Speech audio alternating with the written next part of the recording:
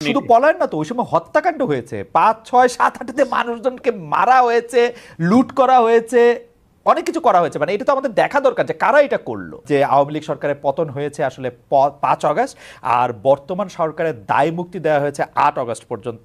এই দায় মুক্তির কারণ কি, এবং আপনি যেটাকে স্মুথ ট্রানজিশন বলছেন সেইটার ক্ষেত্রেও আমরা দেখেছি নিউ এজের রিপোর্টটা আপনি নিশ্চয়ই দেখেছেন, যেখানে মধ্যে বলা হয়েছে যে এই কয় মাসে, অন্তর্বর্তীকালীন সরকারের কয় মাসে যে মোট কতজন আসলে এক্সট্রা জুডিশিয়াল কিলিংয়ের শিকার হয়েছেন।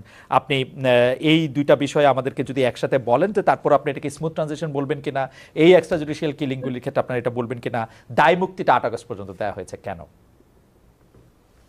দায় মুক্তির বিষয়টা এই জন্য আসছে, সেটা হচ্ছে যে আপনি জানেন যে ৫ তারিখে স্বৈরাচার হাসিনা চলে যান। তারপরে এই গভর্নমেন্টটা আসলে টেক ওভারটা করে হচ্ছে ৮ তারিখ সন্ধ্যায়। তো ফলে এই যে ৩ দিনের আগে আপনি তাহলে কি এই ৩ দিনের যে ঘটনা ঘটলো, এবং আমরা সাসপেক্ট করি যে এই ৩ দিনে অনেকে পালিয়ে গেছেন, তখন এই কাজটার তো আপনি দায়টা কি আমার উপরে আসে কিনা?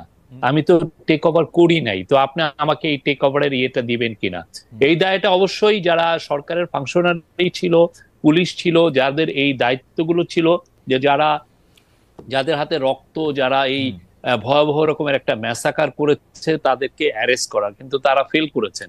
ফলে আমরা এসে যেটা হচ্ছে যে আমরা অনেক ক্ষেত্রেই একটা ব্যাড প্রেসের সম্মুখীন হচ্ছি। অনেকে এসে বলছে যে আপনারা কেন ধরতে পারছেন না, এই লোকগুলো বাচ্চা বাচ্চা ছেলেদেরকে কিভাবে নির্মম ভাবে হত্যা করেছে। আজকেও একজন মা উনি বলছিলেন যে তার ছেলেকে কিভাবে হত্যা করা হয়েছে। আরেকজন বাবা উনি বললেন যে তার ছেলেকে হত্যাও করা হয়েছে, এবং তার ছেলেকে ইভেন একটা মসজিদে তার ফুনারালও করতে দেয়নি।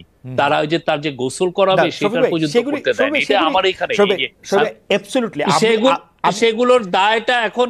হ্যাঁ, তারপরে যে জিনিসটা, সেটা আপনি সেকেন্ড যে কথাটা বললেন, যে এই যে এক্সট্রা জুডিশিয়াল কিলিং বা যে কোনো পোস্ট রেগুলেশন খুবই ভয়াবহ রকমের ক্যাওটিক হয়। সেই জায়গায় আমি মনে করি প্রফেসর ইউনূসের লিডারশিপের কারণে দেশে জাস্ট ১০০ দিনের মাথায় আমি বলতে পারি পুরোপুরি একটা নর্মালসি। আমরা কালকে ক্রাইমের ফিগার, পুরো দেশের যে ক্রাইমের ফিগার সেপ্টেম্বরের না অক্টোবরের আমরা দিয়েছি।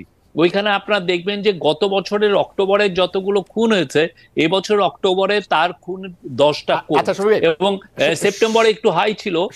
ওভারঅল আমরা মনে করি সিচুয়েশন হ্যাজ আমরা একটু আগের জায়গা থেকে আসি, যে ৬, ৭, ৮ তারিখে যা হয়েছে, বা ৫, ৬, ৭, ৮ তারিখে যা হয়েছে, তার জন্য দায় আপনাকে নিতে হবে না, কিন্তু আপনি প্রোটেক্ট করতে চাইছেন কাকে? শেখ হাসিনা পালিয়ে যাওয়ার পর যে ঘটনাগুলি বাংলাদেশে ঘটেছে, যারা মারা গেছে, যাদেরকে মারা, এইটার জন্য কেন ইনডিমনিটিকে ৩ দিন বাড়াতে হবে? আমি শফিক ভাইয়ের কাছে আসলে এটা একাডেমিক ইন্টারেস্টে জানতে চাই যে এটা কেন, মানে কাকে? আমি কোনো ইনডিমনিটি, কাউকে ইন্ডিমনিটি দেওয়া হচ্ছে না, অনেস্টলি কাউকে ইন্ডিমনিটি। যারা ওই সময় দায়িত্বে ছিল, এই লোকগুলো কেন দায়িত্বে ফেল করা হয়েছে এটা নিয়ে কিন্তু আমরা কাজ করছি। এটা নিয়ে জানা যাচ্ছে যে কেন এই লোকগুলো পালালো, কেন এই লোকগুলো পালাতে, মানে আমরা ধরতে পারলাম না। শুধু পলায়ন না তো, ওই সময় হত্যাকাণ্ড হয়েছে, ৫, ৬, ৭, ৮-তে মানুষজনকে মারা হয়েছে, লুট করা হয়েছে, অনেক কিছু করা হয়েছে। মানে এটা তো আমাদের দেখা দরকার যে কারা এটা করলো। এই যে টোটাল যে আপনারা, মানে এইটাকে অনেকে অনেক ভুলিয়ে ফাঁপিয়ে দেখা হচ্ছে। তা আমাদের হিসাবে যেটা আমরা দেখি যে ১৫০ জনের মতো ইয়ে হয়েছে, এবং অনেক ক্ষেত্রে রিভেঞ্জ কিলিং হয়েছে। তো রিভেঞ্জ কিলিং এর ক্ষেত্রে আমার মনে হয় না কোনো ইনডেমনিটি দেওয়া হয়েছে। আচ্ছা, ওকে।